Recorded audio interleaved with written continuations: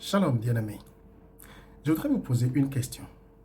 Lorsque vous venez à la Bible, lorsque vous étudiez ce livre-là, qui espérez-vous trouver dans ce livre? Est-ce que vous venez à la Bible pour trouver Jésus?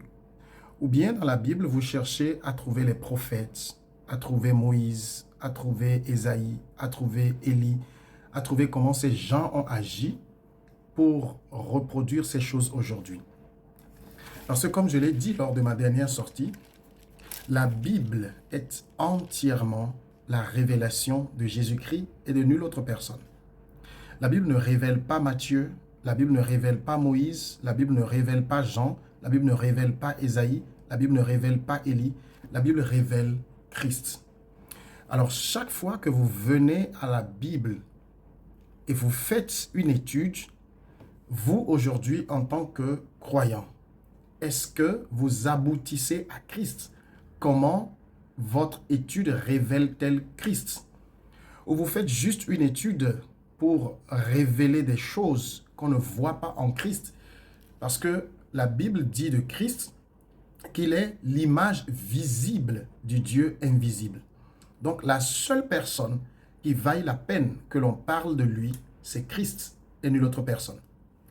Je vais vous montrer un verset qui l'atteste sans embâche dans 1 Pierre. 1 Pierre, le chapitre 1, à partir du verset 10, il est dit « Les prophètes qui ont prophétisé touchant la grâce qui vous était réservée. Les prophètes qui ont prophétisé touchant la grâce qui vous était réservée ont fait de ce salut, donc le mot salut et grâce sont des mots interchangeables, ont fait de ce salut l'objet de leurs recherches et de leurs investigations. » Lorsque on leur a révélé la grâce, lorsque ces prophètes, lorsque Ésaïe, Jérémie, Daniel et tous ces gens ont vu la grâce qui vous était réservée, ils ont commencé par faire de cette grâce, de ce salut, de cette chose merveilleuse qui allait s'accomplir, l'objet de leurs investigations. Et qu'est-ce qu'ils cherchaient? Voulant sonder l'époque et les circonstances marquées par l'Esprit de Christ qui était en eux et qui attestait d'avance les souffrances de Christ et la gloire dont elles seraient suivies. Ils voulaient savoir toutes ces choses dont ils avaient une vision d'avance, dont ils voyaient la vision, quand ces choses allaient s'accomplir.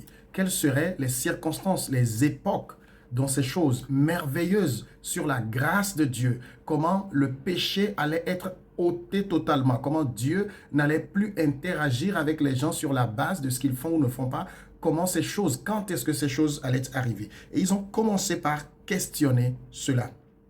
Et il est dit, il leur fut révélé que ce n'était pas pour eux-mêmes, mais pour vous qu'ils étaient les dispensateurs de ces choses-là.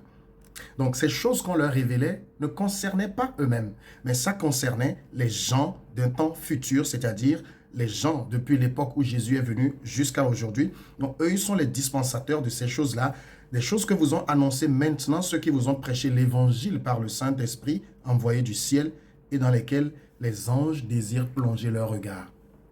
Est-ce que vous savez que les anges même, lorsque nous prêchons l'évangile, les anges nous suivent et veulent comprendre comment Dieu, un Dieu si grand, un Dieu si puissant, un Dieu qui a des attributs inestimables, a simplement rendu le salut aussi accessible, disponible par la foi en lui. Comment nous, des êtres humains frêles, sans aucune force, nous pouvons interagir avec Dieu par notre union à Jésus-Christ. Et Dieu devient notre Père. Ce privilège-là, aucun ange ne l'a. Et c'est cela que Jésus a accompli. Alors, comment pouvons-nous prendre la Bible et manquer Jésus? Nous laissons Jésus et nous allons trouver des histoires, des choses pour faire peur aux gens, des choses pour maintenir les gens dans une forme de domination, des histoires du monde, des ténèbres, du royaume de Satan, de la sorcellerie, des choses comme ça, alors que nous avons énormément de choses à dire sur Jésus-Christ. C'est cela mon combat, bien-aimé. La restauration de l'évangile, de Jésus-Christ dans les messages. Et moi, mon objectif, c'est que ceux qui ont confiance en Dieu reviennent simplement à l'évangile et acceptent de vivre la joie, la paix, la liberté, la prospérité que le Seigneur leur a donnée, plutôt que cette vie de combativité dans laquelle on les a mis aujourd'hui.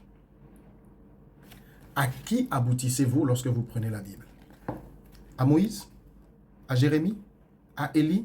Pour apprendre comment invoquer le feu? Pour apprendre comment lever les bras et prier? Pour apprendre X ou Y?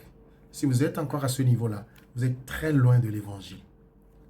La grâce de Dieu se révèle en Jésus-Christ et c'est lui et lui seul que nous devons chercher.